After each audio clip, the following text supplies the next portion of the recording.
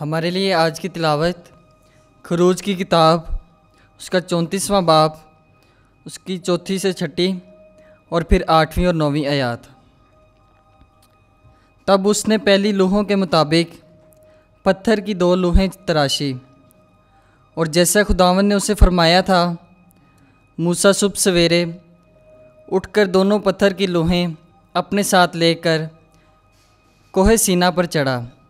तब खुदावंद बादल में नीचे उतरा तो मूसा उसके पास वहाँ खड़ा हुआ और उसने नाम से पुकारा खुदावंद, और खुदावंद उसके आगे से गुज़रा।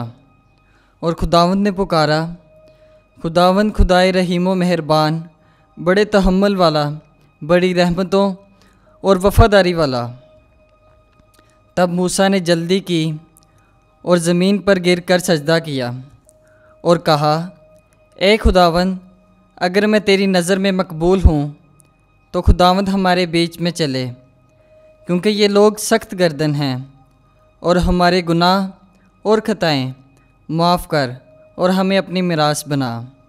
पाक कलाम का पढ़ा और सुना जाना हमारे लिए बाइस से बरकत हो। खुदावंद का शुक्र हो।